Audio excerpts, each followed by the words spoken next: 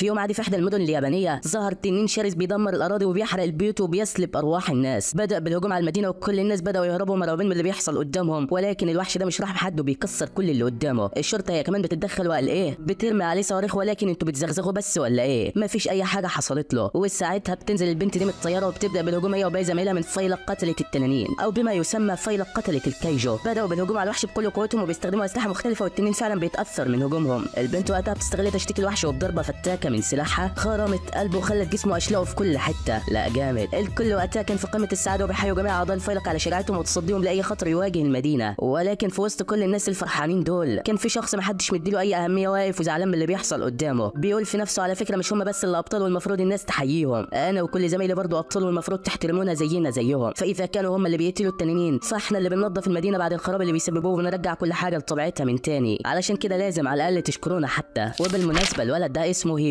بالفعل بعدها بيروح هينو لمكان جثه التنين وبيبداوا في تقطيع وازاله جسم الكائن ده من المدينه. بيعدي الوقت سريعا واخيرا بيجي الليل وكل واحد بيرجع على بيته من تاني. الواد بيروح تعبان ومنهك من كتر الشغل وبيقعد يرتاح على السرير بتاعه وبيسمع نشره التلفزيون وهي بتتكلم عن الانجاز العظيم اللي الفيلق عمله النهارده، وعلى راسهم مينا بطله المدينه اللي دمرت الوحش بضربه واحده من سلاحها وكانت جباره فعلا. الواد سمع اسمها من هنا وقفل التلفزيون وقعد متضايق من نفسه من هنا. بيفتكر لما كان صغير هو ومينا وكانوا اعز اصحاب دايما، كان على طول بيطمنها وبيقول لها انا هفضل معاكي ولو اي حد ضايقك فانا هزعله وما تقلقيش من حاجه طول ما انا معاكي. ولكن في يوم من الايام الوحوش دي هجمت على المدينه واهاليهم ومعظم الناس اتقتلوا بصوره بشعه جدا. هما الاثنين هربوا من المدينه وطلعوا قعدوا على التل ده زعلانين على اللي حصل لهم وجواهم حزن وغضب من الوحوش دي تكفي العالم اجمع. وفي وقتها وعدوا بعضهم وعد ابدي، اما نكبر احنا الاثنين هننضم الفيلق قتل التنانين وهنبيدهم عن بكره ابيهم وساعتها هننتقم من كل دبعه نزلت بسببهم. ولكن دلوقتي مينا حققت حلمها ونفذت اللي قالت عليه، ولكن صاحبنا فاشل زي ما هو. كل مره كان بيقدم فيها للفيلق بيترفض بسبب ضعف قوه جسمه البدنيه وسنه خلاص عدى السن المطلوب وما عادش هينفع ينضم ليهم بعد كده، وخلاص نسى حلمه والوعد اللي وعده لصديقه طفولته. بيقعد زعلان على نفسه ولكن مفيش في ايده اي حاجه يعملها. وتاني يوم بقى بيروح علشان يكمل شغله. بيوصل عند زمايله بيلاقي واحد جديد انضم ليهم يدعى ايشكاوا. الكل كان عمال يضحك عليه وبيقولوا لهينو الحق الحق، واحد فاشل زيك انضم لنا وقته من اول يوم ليه وبيقول نفس كلامك قبل كده وانه هيبقى عضو من فيلق الدفاع عن المدينه. هينو بيبان عليه الزعل كده من كلامهم ولكن ما بيردش عليهم وبيفضل ساكت. الكل بعدها بيمشي وبيفضل ايشكاوا وهينو هم بس اللي موجودين. الواد وقتها بيتكلم وبيقول له على فكره انا مش هستسلم ابدا، اضحكوا زي ما تضحكوا ولكن انا عندي حلم وحققه مهما حصل. هينو اول ما سمع الكلام ده بيفرح من شجاعه الواد وحماسه جدا وبيقرر يقف جنبه. بيقول له تعالى معايا وبيبدا يساعده في اللي ناوي يعمله. خلاه جنبه في الشغل وبدا يعلمه كل حاجه يعرفها ووقف جنبه علشان ما يتبهدلش. بالفعل اليوم الاول لايشكاوا عدى بكل سلاسه وخلاص كل واحد هيرجع على بيته. كل زمايلهم بيمشوا ولكن ايشكاوا بيرجع يتكلم مع هينو بيشكره على مساعدته ليه وتعليمه طول اليوم، وبعدها بيتكلم معاه بنبره عتاب كده. بيقول له انت لسه استسلمت يا صاحبي؟ انت كنت اكتر واحد متحمس تنضم لفرقه الدفاع ولكن دلوقتي انت فاقد الامل كده ليه؟ انا عاوز ابلغك بخبر بس قبل ما امشي، ان النقابه رفعت سن المتقدمين السنه دي الى 32 سنه، مما يعني ان انت لسه قدامك فرصه اخيره علشان تنضم ليهم. وطبعا مش هقول لك انت المفروض تعمل بيها ايه ولكن اياك تستسلم يا صاحبي. الواد وقتها بيفرح من كلامه وبيشكره على ثقته فيه وبيقول له تعالى هتحضني يلا. ولكن فجاه بدون اي مقدمات وحش كايجو خطير بيظهر من تحت الارض وبيهجم على الواد وكان خلاص هيقتله، ولكن في اللحظات الاخيره بيتدخل هنا وبيبعده قبل ما يحصل له حاجه. بيقول له اهرب يلا اهرب وروح بلغ قوه الدفاع ان في وحش ظاهر في المدينه. الواد بيقول له طب وانت؟ لو انا مشيت اكيد عم ارجع هيكون الوحش ده قتلك واشلاءك هتكون في كل حته. فبيقول له لو فضلت فنموت احنا الاثنين، اهرب انت وحقق احلامك وما تقلقش عليا، انت لسه واقف يلا امشي من قدامي. الواد فعلا بيفهم كلامه وبيسيبه وبيمشي وبيقف هنا قصاد الوحش ده بكل شجاعه. بيقول له تعالى يا عجل انت، بيشد انتباهه ليه وبيفضل يجري منه في كل حته ولكن التنين ده وراك ومش هيسيبك. هينو بيدخل البيت ده وبيفضل ماشي جواه وبينط من الناحيه الثانيه ولكن اول ما بينزل بيلاقي الوحش برضه حصله، هوبا اداله بوكس طياره لسه هيقوم فبيديله الثانيه بتكسر رجله. خلاص الواد ما عادش قادر يتحرك من مكانه. الواد بيبص على رجله المكسوره كده وخلاص عارف انها لحظاته الاخيره. الوحش هو كمان جمع قوته وهجم عليه دخله جوه بقه وخلاص كان هياكله، ولكن هوب في اخر لحظه ايشكاوا بيتدخل وبيديله ضربه بتبعده عنه. هينو اتصدم انا مش قلت لك امشي من هنا ولا ايه؟ الواد بيقول له ما تقلقش انا بلغت قوه الدفاع باللي حصل وزمانهم جايين في السكه، انا رجعت لك هنا تاني يا عم واللي يحصل لك يحصل لي ويلحقونا احنا الاثنين ونقدم لفرقه الدفاع سوا يا اما هنموت دلوقتي. الوحش هو كمان كان اتعصب جامد من الضربه اللي خدها وجمع قوته وهجم عليهم وخلاص هيقتلهم، ولكن انت متخيل انهم هيموتوا بعد كل الفرهده دي ولا ايه؟ لا لا والله. هوب نمر ظهر وهجم على الوحش وبيبعدوا عنهم والطلقه الفتاكه من المسدس نسفته من كل حته وبتكون مينا وصلت في الوقت المناسب وهي اللي انقذتهم. بتلاحظ ان هينو مجروح ولكن ما بتعبروش وبتتصل بالاسعاف تيجي تشيله. بعدها بيروحوا على المستشفى وبيعالجوا جروحهم والواد كان قاعد متضايق جدا من نفسه وبيفتكر النظرات اللي مينا بصتها له قبل ما تمشي. بيقول في نفسه انا هفضل فاشل كده لحد امتى؟ هفضل ضعيف ومستني اي حد يساعدني لحد امتى؟ طالما رفعوا سن التقديم ل 32 سنه فانا مش هكل ولا همل ولا هستسلم وهقدم المره الاراضي وهبقى واحد منهم، هحقق حلم واقف جنب مينا في ساحه المعركه ومش هخليها تبص لي بصه الاحتكار دي تاني. ولكن فجاه وهو في عز حماسه بيلاقي كان غريب ظهر من العدم واقف بيبص له. الواد مستغرب ومش عارف ايه الكائن اللي قدامه دوت، ما بيلحقش يتكلم او يعمل اي حاجه والوحش ده بيهجم عليه وبيخترق جسمه. هينو عمال يصوت وحاسس بألم مش طبيعي في كل جسمه، وايشيكاوا بيسمع صوته وبيروح يشوف ايه اللي حصل له. وهوبا سكالوبا بيلاقي صاحبه اتحول لكايجو. الواد بيصوت ومش مصدق ان ده هو هينو. هو ايه اللي بيحصل بالظبط؟ راجل عاوز كان معدي بالصدفه وشافه هو بالهيئه دي، وعلى طول بيبلغ الشرطه وهيئه الدفاع علشان يلحقوه. هينو على طول بيترعب وبيروح يفهم العجوز ده كل اللي حصل، ولكن اول ما بيلمس الجرار بيتفرتك من كل حته وبيدمر المكان بالكامل. يا الهي ايه القوه دي كلها يا ابني؟ العجوز بيغمى عليه وهينو وايشيكاوا ما كانوش مصدقين كل القوه دي. في نفس الوقت ده الخبر بيوصل لقوات الدفاع ان في كايجو ظهر في نفس المستشفى الموجود فيها هينو. مينا اول ما بتسمع الكلام ده بتفتكر الوعد اللي وعدوه سوا زمان، وبيبان عليها الزعل والقلق لا يكون حصل له حاجه. على طول بتجمع الفرقه بتاعتها ويتجهوا لهناك علشان يلحقوهم. ايشيكاوا هو كمان بيقول له هنا انت ايه اللي حصل لك؟ جبت القوه دي كلها منين؟ الواد بيحكي له كل حاجه وبيقول له يا عم والله ما انا فاهم حاجه، ازاي اصلا وحش يدخل جسمي يحولني للهيئه ديت؟ اكيد قوه الدفاع لو شافوني بالهيئه ديت مش هيصدقوا ان انا هينو وهيقتلوني بدون اي رحمه، وساعتها هبقى ما وقفتش جنب مينا، لا ده انا هبقى مت على ايديها. ايشيكاوا بيطمنه وبيقول له ما تقلقش يا عم، تعالى بس المنطقه دي محظوره وهنستخبى فيها لحد ما يمشوا من المكان. ولكن فجاه قبل ما يدخلوا هينو بيركز وبيقول له في حاجه قريبه مننا، مش فوق لا ده ماشيه تحت الارض. وهوبا كايجو عملاق ظهر في الشارع اللي جنبهم، بيقول له ده تنين عملاق نفس اللي قابلنا امبارح، يلا نروح هناك ونلحق الناس لا يكون في حد اتصاب ولا حاجه. بالفعل بسبب الدمار اللي الوحش سببه كان في البيت بتاعها اتهد ووقعت تحت الحطام، بنتها عماله تعيط وعايزه تلحقها ولكن مش عارفه تعمل اي حاجه. والمشهد ده بنشوفه كتير الايام ديت، ولكن مش خيال زي ما بيحصل في الانمي، لا ده اللي بيحصل كل يوم مع اخواتنا الفلسطينيين، ولكن ما فيش اي حد بيلحقهم ولا حد قادر يعمل لهم اي حاجه. فاللهم كن لهم عونا نصيرا وخلصهم من البلاء اللي هم عايشين فيه كل يوم ده. واي نعم انا ما رحتش هناك ولا زرتها قبل كده، ولكنني احببتها قبل استماع كلامها وعشقتها قبل التقاء الاعين. اخبرتها اني احب لقاءها حتى اعانقها بحب معلن، بل قلت لا تخشي فاني عاقل، لا لن اضرك ما حييت تطمني. قد جئتها بقصيده غزليه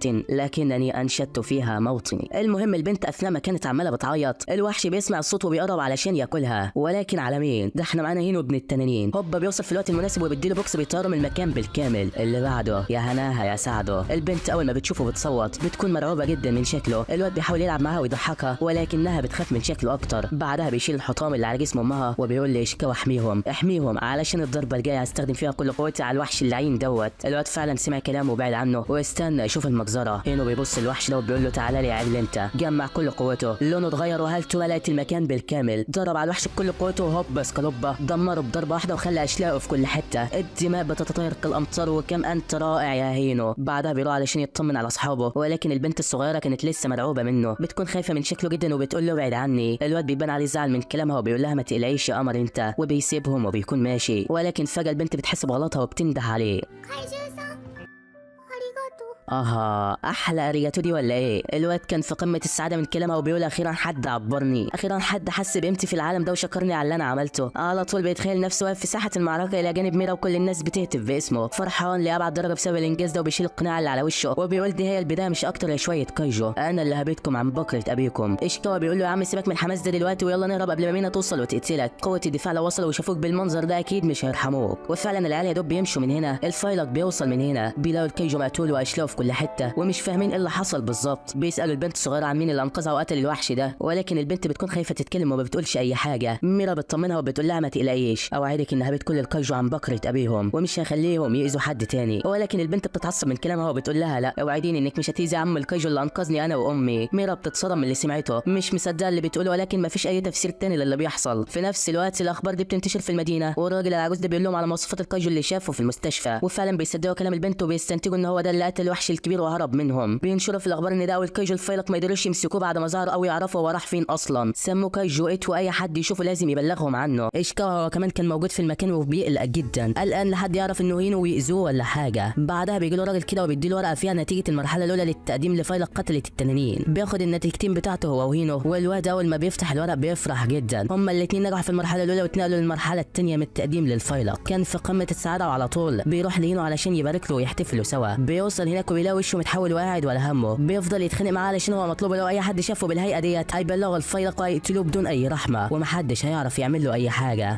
يا عم انا جيت هنا بس علشان اقول لك الف مبروك، انا وانت عدينا المرحله الاولى بنجاح. انه ما بيبانش عليه الفرح كده وبيقول له عادي عادي، انا كده كده كل مره بترفض في المرحله الثانيه، ولكن دلوقتي خلاص بقيت اقوى بكتير وهنجح فيها ان شاء الله. بالفعل عدت الايام اللي هيجازوا فيها وبيحين موعد اختبار المرحله الثانيه. بيوصلوا هناك واول ما بيشوفوا اللي مقدمين بيتصدموا، كلهم شباب عشرينيه وباين عليهم اقوياء جدا وما بيهزروش نهائي. ما فيش حد فيهم ضعيف وكحيان غير صاحبنا هينو. واثناء ما هو واقف بتدخل عليهم البنت ديت، بتطلب من هينو ينقل العربيه بتاعته علشان تركن هي مكانه. الواد مش فاهم حاجه، بيقول لها اشمعنى المكان ده بالذات؟ الدنيا واسعه قدامك اهيت وتقدري تركني في مكان تاني، انا مش ناقل لك حاجه. البنت بتستهزأ بيه وبتقول له عجوز زيك هيكتر معاه في الكلام ولا ايه؟ طالما انت مش عاوز تنقلها فانا هشيلها لك بنفسي. بدون اي مقدمات بنلاقي البنت بتفعل قوتها وطاقتها ملئت المكان، شالت العربيه بايد واحده ورمتها قدامه. العيال كانوا ناظرين وبيتصدموا من قوه البنت دي. بتقول له 55 ده هو رقم حظ النهارده ولازم اقف هنا باي طريقه، علشان كده كده انا هفوز النهارده ومحدش يقف قدامي في كل اللي مقدمين وهطلع الاولى عليكم. بس انت بفكر ان هنا هيسكت بعد الاحراج ده ولا ايه؟ لا والله. الواد بيتعصب وبيروح يشيل العربيه بايد واحده وبيعدلها تاني. بيقول لها ده عند امك، اما نشوف مين هيطلع الاول فينا. البنت بتتصدم من قوته وبتتحمس هي كمان علشان اول مره تشوف واحد قوي زيها. بتقول له شينوميا ده هو اسمي، احفظه كويس جدا علشان هتسمعه كتير الفتره الجايه. وبعدين بتسيبه وبتمشي. بعدها الامتحان بيبدا وبيدخلوا هم كمان. بيكون اول مرحله للياقه البدنيه، وطبعا كلنا عارفين صاحبنا عنده 30 بيكون جاب اخره ومش قادر يكمل. الاختبارات صعبه عليه جدا، ولكن المره دي بيحمس نفسه وبيقول انا مش هستسلم ابدا، وبيفضل ثابت في مكانه. في نفس الوقت النقيب هوشنا بيروح لمينا وبيديها اسماء الناس اللي مقدمين السنه دي. مينا بتبص في الورقه، اول ما بتشوف هينو موجود فيهم بيبان عليها الزعل كده اول ما بتشوفه. عارفه ومتاكده انه لو حتى نجح في المرحله الاولى ونجح في اختبارات اللياقه مستحيل يعدي الاختبار الاخير مهما حصل. وفعلا يا صديقي هينو ومعظم زمايله عدوا اختبار اللياقه وبيتجمعوا عند البابا ديت للاختبار الثاني. النقيب هوشنا بيروح لهم بيقول لهم الف مبروك يا مستجد انت وهو، ده اخر اختبار لكم واللي هيعديه يا ميت اهلا وسهلا بيه معانا في فيلق الدفاع. بيفتح البوابه اللي وراه وبيقول له الاختبار كالاتي، شايفين الوحوش دي كلها؟ هتدخلوا هناك ولازم تخلصوا على كل اللي فيها. كلهم بيترعبوا وما بيكونوش مصدقين ان ده الاختبار الاخير، خايفين جدا ولكن ما قدامهمش حل تاني. بعدها بيدخلوا جوه علشان يستلموا ادواتهم اللي هيحاربوا فيها، وكل واحد فيهم بيلبس البدله بتاعته. هوشنا بيكمل كلامه وبيقول لهم البدله دي هتعزز قوتكم الجسديه، هتبلغنا بمؤشراتكم الحيويه، وكمان هتقيس قوتكم القتاليه، ويلا جهزوا علشان نشوف طاقه كل واحد فيكم. وفعلا بعد دقايق بيقيس قوتهم وبيندهوا بنسبتها. هاروتشي 18%، كاجوراجي 15%، نارو 14%، اشكاوا 8%. اما بقى اقوى واحده في كل المتقدمين واللي حصلت على القوه القتاليه 46% فهي البطله شينوميا. الكل مش مصدق ان في حد لسه مقدم وعنده كل القوه دي. امال هينو فين؟ ما تندهش اسمه ليه؟ ايوه ده هو المعجزه، جاب رقم محدش جابه قبله ولا حد هيجيبه بعده، 0 من 100. الله يخرب بيتك يا عم، انت على طول كسفنا كده ولا ايه؟ الكل عمال يضحك عليه ومش مصدقين اللي شايفينه، ده بقوته ده مش هيقدر يشيل السلاح حتى. المهم ما علينا يعني. وبعد ما كل واحد بيعرف نتيجته بياخدوهم لساحه المعركه، بيقولوا لهم الساحه قدامكم مفيش اي شروط، اي حد هيعرف يقتل ولو كيج واحد ويرجع بالسلامه فهو مقبول. اما لو حد فيكم اتصاب او حصل له حاجه ففي ترس في البدله بتاعتكم هيحميكم من اي حاجه لو كنتم على وشك الموت. وبالمناسبه بقى اي حد الترس بتاعه هيتفعل فبكده هو تم اقصائه. وبالتوفيق ليكم كلكم، يلا ابداوا. بينطلقوا جميعا في ساحه المعركه. شينوميا بتسبق في المقدمه، بتشوف اول وحش قدامها وبتقتله في ثواني معدوده، بتروح على اللي بعده وبتخلص عليه هو كمان بضربه واحده. اللي بعده يا هناها يا سعده. الكل وقتها اتصدموا من قوتها، ازاي دي اول مره تشارك وعندها القوه دي كلها؟ ده شكلها مش هتسيب لنا حد بقى. من الناحيه الثانيه هنا ما كانش قادر يشيل السلاح بتاعه، معطل اشكاوا معاه، ولو فضلوا كده اكيد هما الاثنين هيتم اقصائهم. وكمان مش قادر يتحول هنا ولا يعمل حاجه علشان الكاميرات مراقباهم في كل حته. الواد وقتها بيعرف انه لو فضل على نفس الحال ده مش هيفيدهم باي حاجه وهيتم اقصائه، وبيفتكر الوعد اللي خده هو ومينا زمان. بيشجع نفسه على طول، بيرمي السلاح اللي في ايده، بينطلق بالمسدس اللي مع الكايجو، بيقول طالما مش هقدر اقتل الوحوش دي فعلى الاقل اساعد زمايلي وافيدهم باي حاجه. بيروح عند اتنين بيحاربوا في وحش عملاق ومش عارفين يصيبوه او يعملوا له اي حاجه. الوحش جلده سميك جدا ومش عارفين يخدشوه حتى، ولكن وقتها هنا بيتدخل وبيرمي قنبله صوتيه بتشيل حركته، وبيقول لهم اضرب عليه في منطقه الصدر. جلده في المنطقه دي اضعف من باقي المناطق. العيال على طول بيسمعوا كلامه وبالفعل بيقضوا عليه في ثواني معدوده. وطبعا هنا عرف كل ده نتيجه تشريح جسمهم قبل كده. بعدها بيكمل هو واشكاوا علشان يساعدوا باقي زمايلهم، ولكن فجاه وهم ماشيين كايجو عملاق ظهر من تحت الارض وادى لهينو ضربه لزقته في الجدار. الواد من قوه الضربه جسمه اتهشم بالكامل، والواد خلاص اتصاب من كل حته واعضائه الحيويه متضرره بنسبه كبيره. الوحش هو كمان بيقرب منه وهيقتله، والزعماء بيشوفوا اللي حصل وخلاص هيفعلوا الترس لانقاذه، وبكده هيتم اقصائه للمره الاخيره. ولكن في اخر لحظه البت شينوميا بتوصل وبتخلص على الوحش ده في ثواني معدوده. بعدها بتروح له وبتستهزأ بيه وبتقول له بقى واحد زيك عاوز ينافسني ابقى شد حيلك بعد كده، وبتسيبه وبتكمل في طريقها. الاعضاء هم كمان بيكلموا هينو ايه يا مستجد انت حالتك صحتك صعبه جدا واعضائك الحيويه متدهوره وكمان عندك كسور في كل مكان. لو مش هتقدر تكمل وتقف على رجلك تاني فاحنا منتظرين نفعل الترس ويتم اقصائك من هنا. ها قلت ايه؟ الواد بيكون عارف ان مينا بتتفرج عليه وبيقول مستحيل ابان ضعيف قدامها مره تانيه، مستحيل اخسر وانسى الحلم اللي وعدته ليها قبل كده. بيجمع قوته وبيقوم وبيقف على رجله المكسوره زي الاسد، ولكن للاسف بعد ما بيقف ما بيكونش قادر يتحرك من مكانه. ولكن انت مفكر ان اشكاوا هيسيبه ولا ايه؟ لا والله، اشكاوا بيقول له ما تقلقش يا صاحبي، فاكر لما انقذتني قبل كده وسبتني اهرب؟ خلاص دلوقتي نرد لك الجميل ده. وهوب بشيله على كتفه علشان يكملوا المهمه. النقيب هوشينا بيموت من الضحك على اللي عملوه ومستغرب من ردة فعله العبيطه ديت. من الناحيه الثانيه شينوميا بدات في الهجوم واباده جميع الكايجو الموجوده في المدينه. قوتها مش محدوده واي وحش بتقابله على طول بيحصل اللي قبله. بتروح لاخر واحد في المكان واللي كان جسمه صلب وكبير جدا، ولكن على مين؟ ده شينوميا بقوه تنين. هوب رمت عليه قنبله دخانيه بتعميه وبتطير في الجو عنده وبتقف على بقه، والضربه الفتاكه بالسلاح بتاعها وبالسلامه. جميع الوحوش في المكان قد تم ابادتهم بالكامل، واصبحت شينوميا صاحبه اعلى تقييم ومعدل قتل من بين كل المتقدمين. المدراء مصدومين من قوتها وبيعلنوا عن انتهاء الاختبار، وصاحب الدرونات وامرهم باخلاء المكان. العيال كلهم كانوا في قمه السعاده انهم اخيرا خلصوا وكانوا فرحانين جدا. شينوميا هي كمان كانت لسه هتسيب المكان وتهرب، ولكن على حين غفله وحش مجهول الهويه ظهر وراها وهوب صابها في قلبها. ايه ده؟ انت مين يا عم وايه اللي جابك هنا؟ هو ايه اللي بيحصل بالظبط؟ البنت بتقع على الارض وبترجع دم ومش فاهمه اي حاجه. بتركز قوه الشفاء في منطقه الجرح وبتحاول تجمع قوتها وبتعالج نفسها وبتقف تاني، ولكن الوحش ده اول ما شافها وقف التاني بيتصدم. ده كمان بيفاجئنا كلنا وبنكتشف انه بيستطيع الكلام زيه زي البشر. ايه ده؟ انت لسه ما متيش؟ ده انت شكلك قويه بقى، ولكن ما تقلقش انت كده كده هتموتي. انا عدت احياء كل الكاجو اللي قتلتهم وفي خلال دقايق معدوده هيرجعوا للحياه من تاني وخلاص هي دي نهايتكم. يا حلاوه، ده شكلها ما تبشرش بالخير نهائي. في نفس الاثناء بدله شينوميا بتبعت للمدراء اشاره بتدهور حالتها الصحيه. ده كمان لاحظوا مؤشرات حيويه بمواقع الكاجو اللي قتلوها وكانها بتتولد من جديد بقوه اقوى بمراحل. ده شكل كلامه صح بقى. على طول بيشغلوا انذارات باخلاء المكان وبينطلق كل من مينا وهوشنا للمكان بسرعه قبل ما حد يحصل له حاجه. في نفس الوقت ده كان وحش ادى لشينوميا كام ضربه كده واتصابت من كل حته. البنت بتحاول تجمع قوتها تاني، بتعالج جسمها وبتقف علشان تقتله، ولكن بتلاقي اختفى والكاجو قد تم احيائه. وهوب ادالها ضربه لزيتها في الجرار. البنت خلاص جابت اخرها وما عادتش قادره تتحرك. بتفتكر لما كانت طفله وكانت على طول بتطلع الاولى على فصلها. ابوها رئيس نقابه الدفاع وبتروح له وهي فرحانه بنجاحها جدا، مفكره انه هينبهر ولا حاجه، ولكنه بيقول لها دي اقل حاجه انا متوقعها منك. اياكي تفرحي يا شينوميا بنجاح تافه زي ده وانك طلعت الاولى على الفصل بتاعك. خلي املك اكبر من كده علشان عاوزك تبقى منقذه العالم وتدافع عن الناس وما تسيبيش حد يموت ابدا، وياكي تستسلمي مهما حصل. بتقول ايوه انا مش هستسلم ابدا. بتهجم على الوحش ده تاني ولكن البوكس التمام كسرها. بتقع على الارض وبتسيب سلاحها وبتعرف انها خلاص النهايه. الوحش ده كمان قرون بتطلع له وبيظهر منها قوه جباره. بيجمعها وبيجهز بالهجوم عليها علشان يقتلها. خلاص شينوميا في لحظاتها الاخيره، ولكن فجاه بدون اي مقدمات هنا وظهر قدامها. بيقول لها ما تقلقيش انا موجود هنا واحميكي. الوحش ضرب ضربته وهوب هنا حاول جزء من ظهره وصدها. البنت مصدومه من اللي شافته. انت ازاي ما حصلكش حاجه؟ بيقوم بعدها وبيحاول جسمه بالكامل وبيقول لها اتفرجي هعمل لك فيه ايه دلوقتي. بيجمع طاقه كبيره في جسمه، الارض بتتكسر من تحته، قوه برق بتحوطه. الوحش جمع اقوى هجمات وهجم عليه بيها ومفكر انه هيهزمه ولا حاجه. حرفيا المكان متزلزل من القوه ديت. وهوب ببوكس واحد منهم حامل وجود نهائي. اللي بعده يا هناها يا سعده، امتى هتبطل تقضي عليهم بضربه واحده بس يا ابني؟ بعدها بيروح لشينوميا وبيقول لها الحمد لله على السلامه يا باشا، طالما انا موجود فمش هسيب حد يأذيكي ابدا. البنت من كتر الصدمه ما كانتش عارفه ترد ولا تنطق بكلمه واحده. بيغمى عليها وبياخدها هينو واشكاوا وبيخرجوا من المكان علشان يتعالجوا. في الوقت ده بيوصل هوشينا ومينا للمكان. بيلاقوا الوحش ده وبيت بمعنى الكلمه وما عادش باقي له اي اثر وبيكونوا مستغربين جدا ازاي شينوميا اتصابت وازاي عملت في الوحش كل دوت. اكيد في ان كبيره في الموضوع ولازم نحقق في اللي حصل. هينو وشينوميا هم كمان اتنقلوا للمستشفى علشان يتعالجوا من اصاباتهم، والكل كان في قمه السعاده علشان ما حدش حصل له حاجه. مينا كانت قلقانه جدا على هينو وبتروح تقف قدام اوضته علشان تطمن عليه، ولكن بسبب وعدهم زمان ما كانتش عارفه تكلمه او تقول له اي حاجه قبل ما يوفي بوعده معاها وينضم ليها في ساحه المعركه. الكايجو اللي ظهر فجاه ده هو كمان كان قاعد في احدى الحمامات العامه بيشوف الاخبار واتصدم من اللي سمعه. ازاي الكايجو اللي انا ناحيتهم اتقتلوا تاني وبدون ما حد يموت منهم؟ مستحيل ده يحصل الا في حاله واحده، اكيد في حد بقوه تمثل قوته هو اللي قتلهم ولازم اقتله في اسرع وقت ممكن. ومش بس كده لا، فجاه بدون اي مقدمات بنلاقيه بيتحول لانسان عادي وبيخرج من الحمامات وبيمشي مع زمايله اللي طلعوا نفس زمايل الفرقه اللي هينو كان شغال معاهم قبل كده. يا حلاوه، ده شكل في مجزره كبيره هتحصل. المهم بعدها هينو واشكاوا كانوا قاعدين على اعصابهم وقلقانين لا يكونوا فشلوا في الاختبارات. هينو بيقول له يا عم افرح، انت كده كده هتنجح علشان قتلت وحش فيهم، الدور والباقي عليا انا ما عملتش اي حاجه ولا قتلت اي كايجو فيهم. وفعلا الباب بيخبط، بيدخل ساعد بريدلي وبيدي لهم النتيجه وبيسيبهم وبيمشي. العيال بيفتحوا الظرف اول ما هينو شاف نتيجته خد صدمه ما كانش متوقعها نهائي. يا ترى هو اتقبل ولا اترفض؟ بعدها بيروح الحفل الاستقبال والكل بيكون نجح في الاختبار. الواد ده واللي اسمه هارو بيقابل اشكاوا وبيقول له مبروك يا عم على القبول. امال فين العجوز صاحبك؟ اكيد زمانه اترفض زي كل سنه يعني معنى كده ان حلمه خلاص انتهى ولا ايه؟ ده اللي هنعرفه كمان شويه. بعدها النقيب مينا بتدخل القاعه وبتبارك لهم على القبول في الفيلق معاهم، بتدي لهم خطاب وبتقول لهم انا عايز اعرفكم بس حاجه، كلكم هنا وانا اولكم، اهم حاجه بالنسبه لنا حياه الناس، مش هنسمح للوحوش دي تدمر حياتنا وتقتل اهالينا ونقف نتفرج عليهم، لازم نقف ايد واحده ونبيدهم عن بكره ابيهم. بعدها بتندى على شينوميا وبتقول لها تعالي. اول ما بتروح لها بتدي لها الظرف ده، بتقول لها شكرا ليك على انقاذ زميلك اثناء الاختبار وانك قتلت الوحش وما سبتيش حد يتاذى، ده جواب مني بتعينك رئيسه المجموعه بتاعتكم علشان تقضيهم وتكملي في اللي بتعمليه وما تسيبيش حد يحصل له حاجه. البنت اول ما بتسمع الكلام ده بتتصدم علشان هي اصلا ما قتلتش حد وهين وهو اللي انقذها هي وباقي زمايلها وقتل الوحش، عاوزه تقول لهم الحقيقه علشان يقبلوه، ولكن كانت خايفه لا يعملوا له حاجه وبتمنع نفسها في اللحظات الاخيره. ويا دوب بيخلصوا كلامهم من هنا بيلاقوا هنا وصل اخيرا وبيدخل المكان من هنا. بس هو ايه اللي بيحصل بالظبط؟ هو مش كان اترفض ولا ايه؟ واللي اتضح ان اثناء التصويت للاعضاء الناجحين في الاختبار كان هينو خلاص هيتم اقصائه، ولكن النقيب هوشنا بيقول لهم لا، الواد ده عنده جرأة كبيره وعزيمه عاليه جدا، اي نعم هو ما قتلش حد ولكنه ساعد زمايله في حاجه انا عايز اعرفها عنه، وانا بطلب منكم على مسؤوليتي تقبلوك عضو فرع في الفيلق لحد ما يثبت كفاءته. الكل وقتها بيسمع كلامه وبيقولوا له تمام، علشان كده هينو انضم ليهم. العيال زمايله اول ما سمعوا الخبر ده كانوا فرحانين لصاحبنا جدا، كلهم كانوا في قمه السعاده علشان انضم لهم تاني واخيرا هيحقق حلمه. وبعد ما الاحتفال بيخلص بيقف هوشينا وبيبص على هينو كده بيوضح السبب اللي خلاه يختاره. فاثناء المعركه بعد ما الكايجو استفاقوا من تاني رصدوا ظهور قوه كبيره جدا في المكان ومعاها اختفاء مؤشرات احد الطلبه وهو هينو، وانا لازم اعرف الواد ده وراه ايه بالظبط. يا حلاوه، الواد ده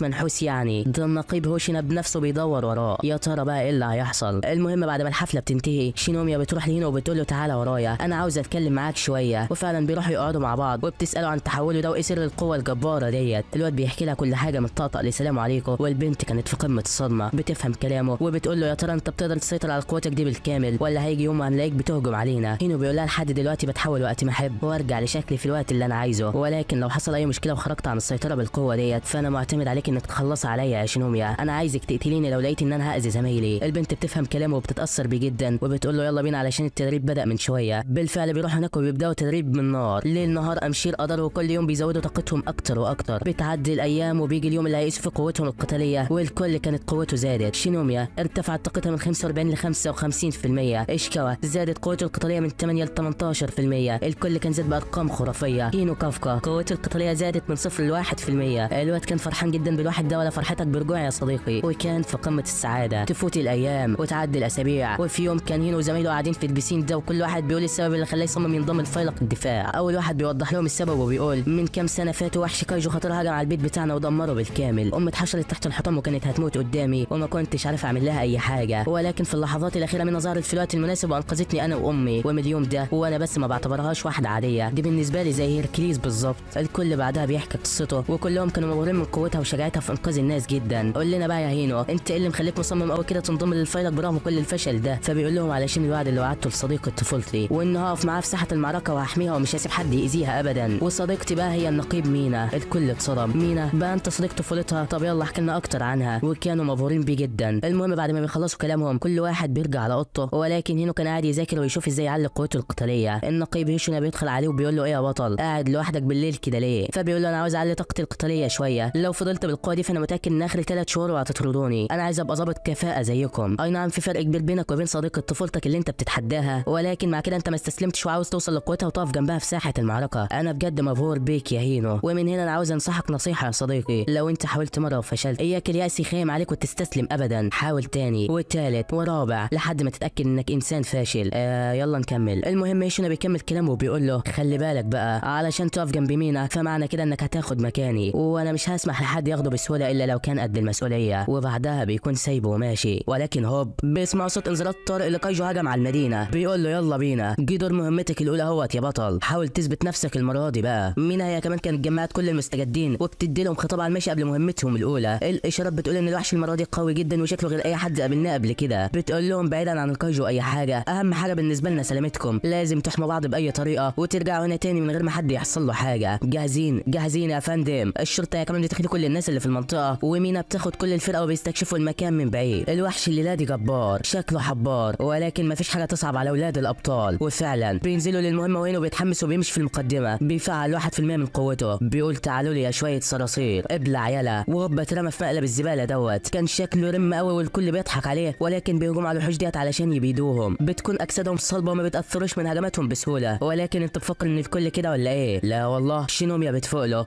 بتنزل عليه بتقوله، بتطير عليهم 1 2 3 وفي ثواني خلصت على كل الموجودين. الكل بيتصدم من قوتها وكانوا في قمه السعاده. المجموعه الثانيه هم كمان بقياده اشكاوا بيهجموا على مجموعه وحوش وبيدمروهم بالكامل. اشكاوا مستوى طار جامد وما عادش بيفرق مع حد وبيقتل اي وحش قدامه في لمح البصر. هنا هو كمان بيشوف كل زمايله هم بيحاربوا وبيقول طالما انا فشلت ان احارب او اقتل الوحوش ديت فهحاول اساعدهم باي حاجه. بيروح يقطع ويشرح جسم الوحوش ديت علشان يعرف نقط ضعفهم او اي حاجه علشان يخلصوا منهم بسرعه ويقضوا على الكايجو الاساسي. بيعرف فعلا. بيتصل بالنقيب هوشنا وبيقول له لقيتها يا باشا. جوهره الوحوش الصغيره دي مش في منطقه البطن زي باقي الوحوش، لا دي متحوطه بالياف في منطقه الرقبه، واكيد العملاق بتاعهم علشان يموت لازم ينضرب في المنطقه ديت. ومش بس كده، لا في حاجه كمان، العملاق بتاعهم عنده اكياس بيض كتيره جدا، ولما يموت الاكياس ديت هتنفجر ويطلع منها مئات بل الاف الوحوش الصغيره، علشان كده خد بالك بعد ما تقتلوها. النقيب هوشنا بيفرح من تطوره وبيقول له عاش عليك. بينده على مره وبيقول له انشر المعلومات ديت بين كل اعضاء الفايلق. تمام يا فندم. وفعلا يا صديقي بيسمعوا كلامه، بداوا في تقتيل الوحوش بكل اريحيه. اللي بعديه يحصل اللي قبليه، العجل الكبير ده بيضرب عليه صواريخ ولا حاجه اثرت فيه، رشاشات دبابات صواريخ ومش بيحصل له اي حاجه. ولكن انت متخيل ان الوضع ده هيدوم؟ ده عند المعدوم. النقيب هنا واقف البازوكه بعيد ومجهزه له الضربه الفتاكه، بتفعل قطع القتاليه المحرره بنسبه 96% في المدفع بتاعها وطاقتها كبيره جدا. بتضرب على الوحش اول ضربه بتخرم بطنه وبتصيبه من كل حته، وهوبا الثانيه بتدمر جوهره قوته. اللي بعده يا هناها يا سعده. هينو كان واقف مصدوم من كل القوه ديت. هوشنا بيروح له بيقول له مالك يا بطل، خفت ورجعت عن اللي في دماغك ولا ايه؟ ايوه دي هي قوه المنافس بتاعك واللي نفسك تقف جنبها، ابقى شد حيلك بقى. هينو بيكون قلقان جدا وبيقول له طب ازاي؟ مستحيل اي حد حتى انت يبقى قوته كبيره كده. هوشنا بيقول له تبقى غلطان، لو كانت مينا قويه في المسافات البعيده ومحدش قدها فانا في المسافات القريبه محدش زيي. وهوب خلص على الوحش اللي ظهر وراه في ثانيه واحده. ايه القوه دي كلها يا ابني؟ انا عاوزك بقى تشد حيلك هنا وتبقى اقوى مني. وبالفعل بقى اثناء ما كانوا بيتكلموا في عز حماسهم اكياس البيض اللي هنا قال لهم عليها فعلا بتفتح وبيخرج منها مئات بل الاف الوحوش الصغيره وبتنتشر في المدينه. يا ترى هتعملوا ايه في الورطه دي يا صاحبي؟ من الجانب التاني كان اشكاوا وهارو شغالين تقتيل في كل الوحوش اللي تقابلهم. بيوصل لهم خبر انتشار الوحوش في المنطقه وبينطلقوا علشان يبيدوهم، ولكن وهم في الطريق بيلاحظوا وجود الراجل ده جنب احدى جثث الكايجو. ايوه ده هو نفس الكايجو المتنكر اللي عاد احيائهم قبل كده. يا نهار منيل، ده خلاص كده انتوا شكلكم ميتين وش. العيال لسه مش فاهمين حاجه. الوحش ده بيلف لهم وهوب ضربه مخفيه صابت هارو في صدره. اشكاوا ساعتها بيقلق، فهم ان ده نفس الكايجو اللي شينومي حذرتهم منه. هارو اتصاب اصابه خطيره وخلاص ما عادش قادر يتحرك. بيقول له انت مين بالظبط؟ وساعتها الوحش بيتحول لهيئته الحقيقيه كايجو رقم 9، اعتبروا ده اسمي من هنا ورايح، وطالما انتوا هنا فلازم تموتوا دلوقتي. اشكاوا وقتها بيترعب، بيحاول يكلم النقيب ويبلغه باللي حصل ولكن مفيش شبكه. الكايجو ده عامل حاجز عليهم وموقف الارسال باحدى قدراته، وبوم ضربه بتصيب اشكاوا هو كمان. يا حلاوه، ده شكلهم هيتعدموا هنا ولا ايه؟ اشكاوا برغم اصابته ديت بيقوم تاني، بيبص لهارو وبيقول له اهرب يا صاحبي اهرب وروح بلغ باقي الاعضاء باللي حصل وانا هعطله عما ترجع تاني. الواد لسه هيعترض ولكن بيزعله وبيقول له مفيش قدامنا حل تاني. بعدها بيقف اشكاوا واحد قصاد الغول ده. يا ترى هيحصل لك ايه دلوقتي؟ بيشجع نفسه، بيهجم عليه بكل قوته، ولكن الوحش ده بيتفادى هجماته بكل سهوله. اشكاوا بيحاول مهما يحاول ولكن مش عارف يعمل معاه اي حاجه. الكايجو فجاه بيختفي وبيظهر قدامه في لمح البصر. ده كمان بيطلع درعين زياده وبيزود قوته، بيضرب عليه وخلاص شكلها دي نهايته. ولكن في اخر لحظه هارو بيوصل وبيلحقه قبل ما يحصل له حاجه. بيقول له للاسف ما عرفتش ابلغ باقي زمايلنا، الخنزير ده عامل حاجز علينا ومحدش هيعرف يتزحزح من هنا بدون اذنه، علشان كده لازم نتعاون يا صاحبي ونقتله قبل ما يحصل حاجه. اشكاوا بيقول له تمام وبيحطوا خطه علشان يهجموا عليه. وهاراشي بيشتت انتباهه وبيحاول يصيبه في اللحظه اللي اشكاوا بيقرب منه وبيحاول يقتله. بيوصل عنده بيفعل اقصى ما لديه من قوه وبيهجم عليه بيها، بيقطع فيه من كل اتجاه وفعلا اجزاء من جسمه بتتهشم قدامه. خلاص مفكر انه كده مات ولا حاجه، ولكن المفاجاه كل الضرب ده ولا اثر فيه وبيكون حاطط نفسه بدرع من الجثث ومفيش حاجه حصلت له. خرج وكله عصبيه وبيقول لهم تعالوا لي بقى. بيفعل قوته وبيضرب على اشكاوا والواد ما بيلحقش يعمل اي حاجه، اتصاب من كل حته واعضاء الحيوان اتبهدلت وجسمه كله اتهشم بالكامل. خلاص شكلها دي نهايته. في الوقت ده الخبر بيوصل لوشنا وباقي زمايلهم، مؤشرات اشكاوا الحيويه بتضعف كل شويه وقربت تختفي. الحوا قبل ما قلبه يقف او يحصل له حاجه. هنا اول ما سمع الكلام ده بيتصدم، بيبص كده بيلاقي جثث الكايجو اللي قتلهم بدات تتحرك من تاني. شينوميا بتجيله بتقول له ايوه شكله هو ده نفس الكايجو اللي صابني في الامتحان قبل كده، انا ما عرفتش ومش هعرف اعمل معاه اي حاجه علشان كده هعتمد عليك يا بطل، انا عايزك تقتله وترجع اشكاوا بالسلامه. بالفعل اشكاوا كان خلاص جاب اخره، بيركز قوه بدلته علشان يوقف النزيف وما يموتش ومش قادر يقوم او يعمل اي حاجه. الوحش زله بكل ما تحمله الكلمه من معنى، عمال يضرب في كل شويه. وهارو شايف صاحبه بيموت قدامه ونفسه يلحقه من اللي هو فيه دوت، بيتمنى ان معجزه تحصل او اي حد يجي وينقذه من البلوه اللي هم فيها. بيدعي ان اشكاوا يفضل عايش ويستحمل اللي بيحصل له، ولكن الكايجو كان خلاص قتله. بعدها بيبص لهارو باستهزاء وبيقول له صاحبك خلاص انا قتلته بدون اي رحمه. بيرفع صبعه بيجهز هجمته، بيقول له عاوزك تجهز انت كمان علشان تحصله، ولكن عند امك يلا. هوبا البوكس التمام طياره من المكان. ايوه هنا وصل في الوقت المناسب وهيجلدك دلوقتي. بيشوف صاحبه في الحاله ديت وبيزعل جامد من الحاله اللي وصل لها. بيشيله وبيبعده عن ساحه المعركه. بيقول له انا اسف يا صاحبي، اسف علشان سبتك تتعذب كل الفتره ديت، ولكن اوعدك ان هنتقم منه دلوقتي وهياخد جزاؤه. بيقوم من هنا ويا ويلك منه. بيروح يقف قدام الوحش ده بكل عصبيه وبيقول له خلاص هي دي نهايتك. الكايجو هو كمان بيفعل كل قوته وبيقول له هات اخرك يلا. وهوب بيصيبه في قلبه. هو انت هتحصله ولا ايه؟ بيقول انا سبت هجمتك دي توصلني بس علشان احس بالالم اللي صاحبي حس بيه قبل ما يموت، وخلاص انت هتتجلد دلوقتي. الوحش بيهجم عليه باقوى هجماته واسرع، ولكن هنا بيصدها بسهوله. بيظهر قدامه فجاه وهوب البوكس التمام كسره. التاني عمره ضربات وركلات من كل الاتجاهات والكايجو فعلا اتجلد. بيحاول يحمي نفسه بجدار الجثث ولكن هنا بيكسره. بيظهر له تاني بيضربه بكل عصبيه. الكايجو مش قادر يعمل معاه اي حاجه، عارف انها خلاص نهايته. في اللحظه دي هنا جمع كل قوته، جهز الضربه اللولبيه وهوبا طريق السلامه انت. دمر بين المكان بالكامل وبقى على الارض ونواته مكشوفه. خلاص هنا لو كسرها فهو كده انتصر وقتله. بيستهزأ بيه وبيقول له مالك كده، مش كنت بتستوى على اشكاوى من شويه ولا انت بتستوى على الضعيف بس؟ على طول بيجمع قوته. كان لسه هيقتله ولكن هوبا اعضاء الفايلك كانوا وصلوا المكان. مفكرين هنا هو اللي عمل كل ده وبيبلغوا باقي الاعضاء بمكانه. هنا بيتشتت انتباهه اللحظات والكايجو بيعالج نفسه وبيهرب منه. بيقول له اتعامل معاهم بقى وبيختفي من المكان بالكامل. الوقت هو كمان ملقاش حل قدامه وبيشتت انتباه الجنود وبيهرب منهم. بيدخل الشارع ده علشان يرجع لطبيعته من غير ما حد يشوفه، ولكن هوبا بيسمع الصوت اللي وراه. ايوه النقيب هوشينا جاله بنفسه. بيقول له كايجو 8 اخيرا لقيتك، انت عاوز تهرب بعد ما عذبت اتباعي بكل سهوله كده ولا ايه؟ انت ضحيتي النهارده.